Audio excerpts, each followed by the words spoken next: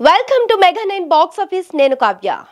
మాటల మాంత్రికుడు త్రివిక్రమ్ శ్రీనివాస్ గుంటూరు కారం రిలీజ్ అయి సంవత్సరం దాటేసిందే, కానీ ఇంతవరకు కొత్త సినిమాను పట్టాలెక్కించలేదు.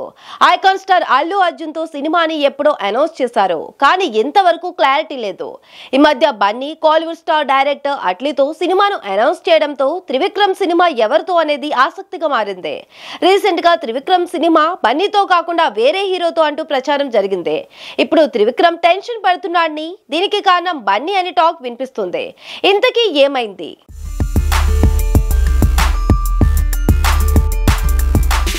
బన్నీ అట్లీ సినిమా త్రివిక్రమ్ సినిమాను ఒకేసారి చేయాలని అని అనుకుంటున్నాట.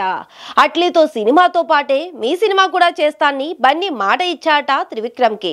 అయితే అట్లీతో చేసే సినిమా గెటప్ ఒకలా ఉంటుంది, త్రివిక్రమ్ తో చేసే సినిమా గెటప్ మరోలా ఉంటుంది.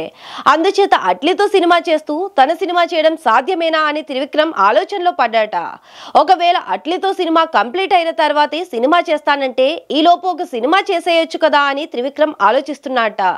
ఇటీవల వెంకీతో త్రివిక్రమ్ ఫిక్స్ అంటూ ప్రచారం జరిగింది, కానీ ఇంకా క్లారిటీ లేదు. అలాగే రామ్ తో త్రివిక్రమ్ మూవీ, ధనుష్ తో త్రివిక్రమ్ మూవీ, శివ కార్తికేయన్ తో మూవీ అంటూ వార్తలు వచ్చాయి.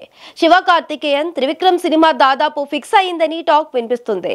ఇలా ఆలోచించిన రెండు సినిమాలు ఒకేసారి చేయడం అనేది సాధ్యం కాదని త్రివిక్రమ్ ఫిక్స్ అయ్యాట.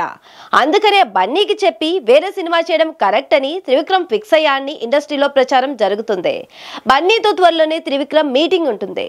ఆ మీటింగ్ అయిన తర్వాత త్రివిక్రమ్ సినిమాపై క్లారిటీ వస్తుంది. మరి బన్నీ కోసం వెయిట్ చేస్తారో వేరే హీరోతో సినిమాని పట్టాలెక్కిస్తారో చూడాలి.